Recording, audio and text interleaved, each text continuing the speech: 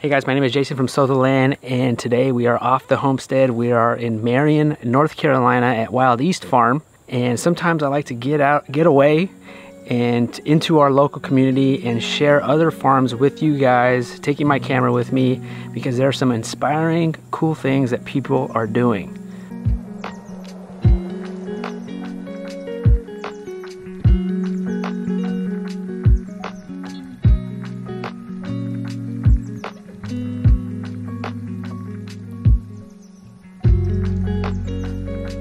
I'm Noah Poulis. We're out here at Wild East Farm. My wife Lyric and I run this farm, and we're in our first year of production here on this land.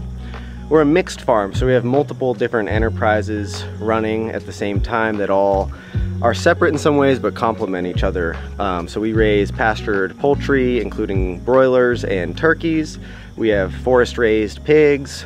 We have big market gardens that we're starting out with and expanding the longer we're here, and we have a small herd of sheep grazing the grass. So those are the animals and different systems we have on the farm. So excited to walk around and share what we're doing. We're in a pasture we call Northfield.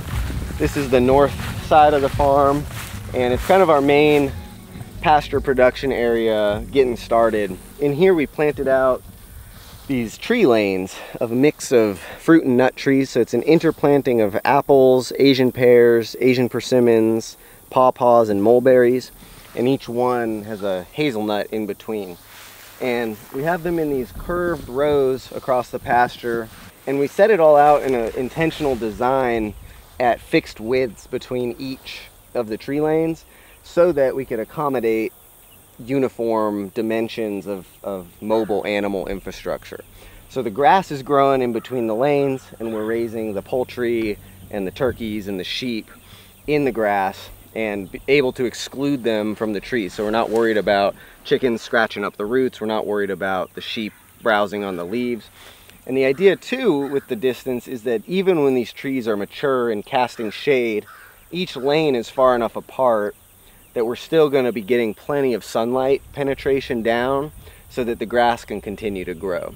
How many chickens are you running between the trees? We put 65 chickens per pen. Oh, they're filled right now. Yeah, they got chickens in them now. These guys just went out about a week ago from the brooder, and so we move these every day. We have 6 tractors right now, and it's been a really great model for us getting started for a number of reasons. One is that they're pretty much completely predator proof. We don't really have a lot of bears here in this part of western North Carolina, so that's the only critter I might be a little concerned about. But because of the chicken wire, the hardware cloth on the sides, creatures like raccoons and possums, they don't want to climb that material. So, you know, even if we were to accidentally leave a lid open overnight, there's no risk really of creatures like that climbing in. Are you using this wheel system with that? Yeah, so if anyone is familiar with the polyface Joel Salatin model, they use a big welded together metal dolly that slides underneath and vaults it. This is kind of a cheaper, simpler, and in my mind, no welding just involved? As effective. Yeah, it's just a simple little axle we made with materials we had laying around. And we have these hooks on the bottom, little handles. So when we move them, we just pick it up, slide the hook on, and that 3 or 4 inches or so is enough of a lift for someone to go around the front. We have these little wooden handles on the front, just pick it up, scoop right back, and yeah, makes it really easy, light work. That's cool.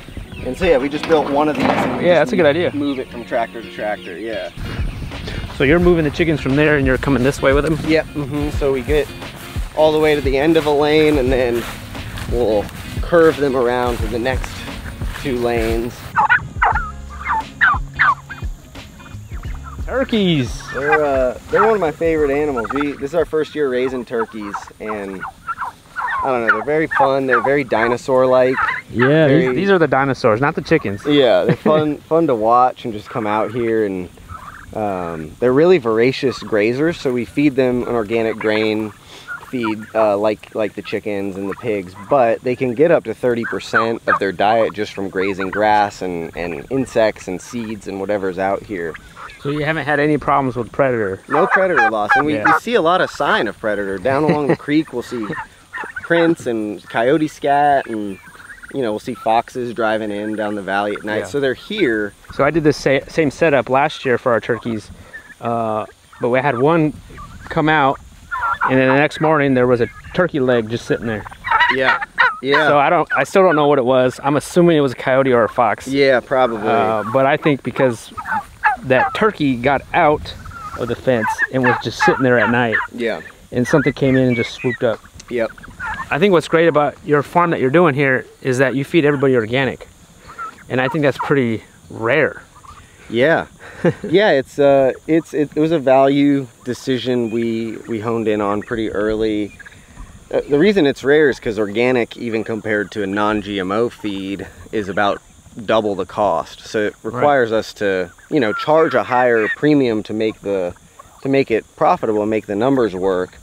But we find there's enough people who are really, you know, concerned with and interested in organic. They're willing to pay the slightly higher price. Yeah, so pasture raised and organic, man, that's pretty rare. So yeah, that's pretty cool, man. Yeah, and we've gotten a lot of really good feedback on the quality of our meats. People are really happy. So, and I think the organic feed, you know, it's a high quality organic feed. I think it translates in the taste of the meat and the health of the animal. Oh, for sure. Yeah.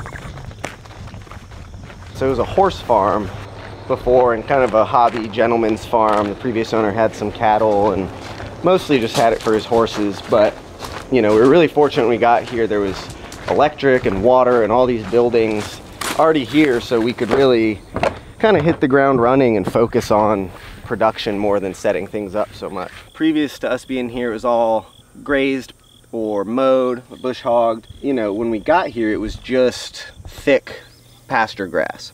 So what was the first step you did to like establish this garden? The very first step, so we did do an initial tillage pass with the tractor over winter, just to kind of knock back some of the grass roots and let them dry out a little bit. It's not a 100% necessary step. On a size, you know, this scale, you could do a layer of cardboard in between the grass and the compost. But since we moved here in the winter, we felt like, you know, we would be able to easily and quickly do that tillage pass and then just put the compost right on top. It gets you there faster too. Gets us there faster, and procuring cardboard is a whole job in and of itself. Yeah. and this much cardboard, you know, it's trucks and trucks and trucks full. And something to mention too, I mentioned that 6-inch application of compost. That's not an annual input, it's just a first time input. And then after that, we're just putting about an inch on top each year to kind of keep up. So 6 inches, this whole place is 6 inches of compost.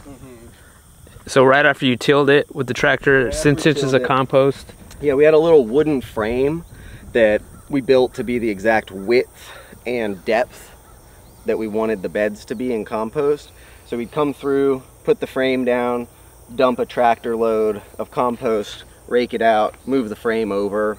And so that was getting us, you know, the exact bed width, the exact depth that we wanted, and made really quick work of it too. So you're watering, this is how you're watering? Yeah, we've got, in this block we're doing overhead irrigation. These are just wobbler sprinklers from Never Sink Farm. Poultry Processing. This is awesome, man. This is basically a carport, right? Yeah, it's just a carport. It was here on the property when we got here. The very first project in the first week when I got here was moving it from where it was to down here where it made sense for our processing facility. So kill cones, anyone I'm sure who's seen Jason's processing videos is familiar with a lot of this equipment. So there's usually 1 to 2 people at this first step of the process, and then there'll be 4 of us gutting the chickens and making sure they're ready to be packaged. Is this a legit cooler or is it a cool bot? It's a cool bot. Oh, okay, yeah, cool. Yeah, pretty simple. We've got these racks that we put the birds on, outfitted with these little plastic trays because we don't want the chickens getting those ribs on their skin and into the meat when like indents. Yeah, indents, right. from the racks here. And then yeah, it's just a simple CoolBot system. This is an 8x8 cooler, and even on the hottest summer days we can easily get it down to 35 degrees. And it helps that it's undercover, but yeah, it's been a critical part of of being able to do so many birds at a time. Oh yeah, these things are great. Yeah, they do. Yeah, I love Berkshires. Yeah, we got the pigs. We actually just moved them out yesterday into the woods here. Nice. So you fill this up to the top usually? We've been kind of experimenting because we don't want them to eat too much too fast. We ration their feed day by day. So I'll give them like 2 or 3 days at a time and watch how quickly they eat it down. Hey guys. So what kind of pigs you got? These are Berkshire mostly. It's Oh, they're fun, yeah. It's a breed from, we buy them as 8-week-old piglets from Warren Wilson College. And they've been doing, you know, intensive breeding selection for decades at this point. You know, they grow out at a good rate. We process them at about 7 months. And they grow to 250, 260 pounds or so live weight. Calm and friendly. They don't test the electric. We have just a simple 2-strand electric fence. You know, there's about 15 acres of woods on the property, and we have paddocks set up in this about 5-acre strip, mostly because a lot of the understory plants are various, you know, oriental invasives. So we've got privet here. This is oriental bittersweet, Japanese stilt grass. This is a Bradford pear. So yeah, like just in this one patch, this 1 square foot, there's 4 species, and they do a really good job just rooting them up and grabbing them by the stem and pulling them out. Yeah, these are the first 2 pigs I've ever had. I call them the brothers. Yeah, I love them. Yeah, they're very easygoing. They're sweethearts. They're calm. They root around. Yeah, they're not squealing like crazy. Yeah, they're quiet. Yeah, they are quiet. You know, it is at a commercial scale, but pretty small. So we'll do 20 pigs a year, 10 in the spring, 10 in the fall. You see the difference where they haven't been versus where they have been. So, you know, all of this area looked just like this. And they did a really good job ripping out the vast majority of these invasives. You know, we'll keep pulsing them through for a couple years and moving them through the paddocks we have set up in here to have this disturbance impact. And then longer term, the plan is to selectively thin about half of the trees in here, which will allow enough sunlight penetration to get grasses and other pasture species growing. We put these wooden gates at the entry to each of the next paddocks because for a lot of animals, you know, sheep and cows that you're moving around often, they know, they'll see you'll take the line down or you move the portable netting and they'll know, okay, like I can now enter that. But the pigs, if they get shocked, they learn to more associate the location with pain than they do the actual visual of the lines. So if we had lines they were getting shocked with right here, we'd try to open it up and move them to the next paddock, and they would just stand there looking at us like, you know, that's a pain zone. But because it's wood, they get used to scratching up on it and hanging out by it. They know, okay, this thing doesn't hurt. And so when it's time to move them, we'll just open the gate up and they should just flush right in. I had that problem. Yeah, and you know, even if it's imaginary, they will not cross it. Yeah. Which is great.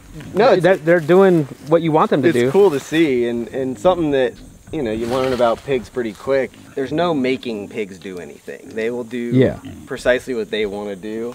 And so it's more about, okay, how can I create the system so that what they want to do is what I want them to do. And then this is enough? Yeah, this is enough. It's got the 2 lines charged up to about 6,000 volts, which is a hot shock. So this is the IntelliShock 60 with Premier 1. Yeah, we've loved these chargers. Super easy to move around. And because some people don't like them. Some people are looking for pigs anyways because they want it super hot. Yeah. But you know, I guess if they're already trained to it, they're trained to it, and they should be fine. Using the exact same method, we built out these beds about 6 weeks ago to get some fall and winter production going.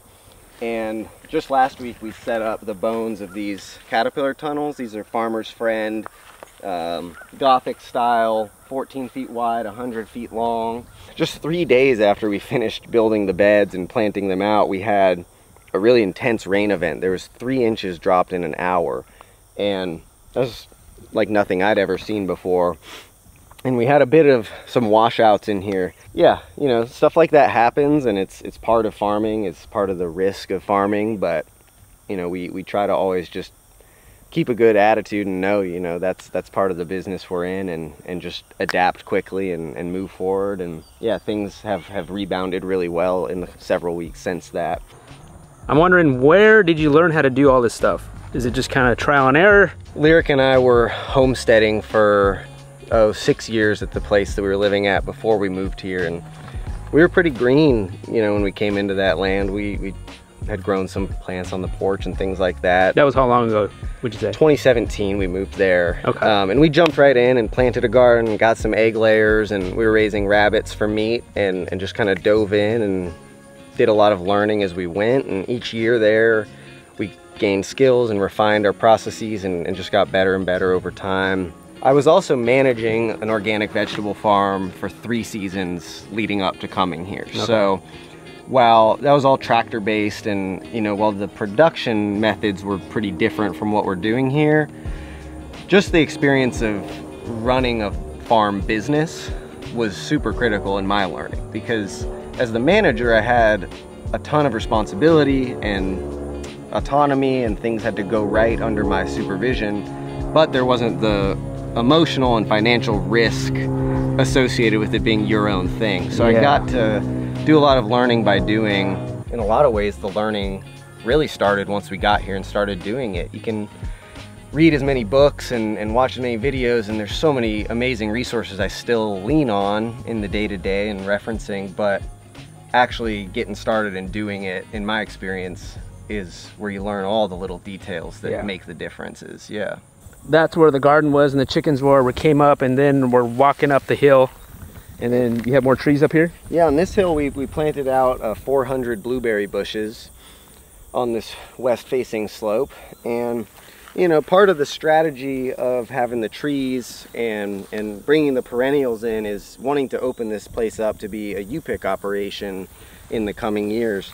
And so where the trees will start producing in the 4 to 6 year timeline, these guys will be, you know, hopefully getting good pickings off of in 2 years from now. So there'll be kind of this succession of different opportunities for folks to come out and get their food from the farm. So a lot of questions that I get is, you know, how do you find a place to farm? Yeah. Or I guess, what are the backstory on that? Because I think people are gonna, you know, you're young. Yeah. Right? Yeah. Yeah. Our land search started preliminarily back in about 2018 or so. As time went on and land prices kept going up, the more money we saved, the less accessible buying property became. Yeah. So we started to open our minds to different kind of lease opportunities. I had always been checking a website called NC FarmLink, that it's essentially a platform where people who own land can post their opportunities. So there's land for sale, land for lease, all kinds of stuff across North Carolina. And finally, after years of checking that and going out to different farms and sizing it up, this place popped up as an option. And the landowner bought the place specifically with the intention of leasing it to farmers and making it accessible for small farmers. He understands the challenges of land access and finding land, and how that's inaccessible, and how there's a lot of young farmers who have experience and have the wit and just preparation to step into the right opportunity. And yeah, that's part of his core values, to be able to provide that opportunity. Well, I mean, that's a good point, because I think what some people don't realize is that, or landowners, they might think, I have this land, but I don't want to farm it. I have no intention of farming it. So they think, maybe, what's the easiest thing? Well, I'm just going to hay it. Right. But this is another option of trying to find somebody else who wants to farm it, that don't have access to land, and you could maybe work out something and come up with something. Yeah, and he gets that, and a big part of what's working so well in our relationship is the level of autonomy we have, where he doesn't have a farming background, doesn't tell us, okay, you know, you have to produce this many vegetables, or here's how I want things to look. He trusts us as the farmers to make those decisions. And when he comes here, it's like, for him, it's just like, wow, look at what this kind of investment I've put into this place is turning out by giving us the opportunity to have the space and have the freedom to create, you know, our vision here. That's awesome. Yeah. All right, so tell me how people can find you. Yeah, people can find us. Our website is wildeastfarm.com. We have an Instagram page at Wild East Farm, and I have my own Instagram that's kind of more talking about some of our production style at Noah the Farmer. And I've also started a little YouTube channel just following around and documenting really the changes in the landscape over time. So we have this growing library to look back on and see how things have changed and document and share that. So that's YouTube at Wild East Farm also. Yeah, thanks for having me out, man. And you're doing some important work here. Yeah, I appreciate what you're doing. Great to have you. I appreciate it. Yeah.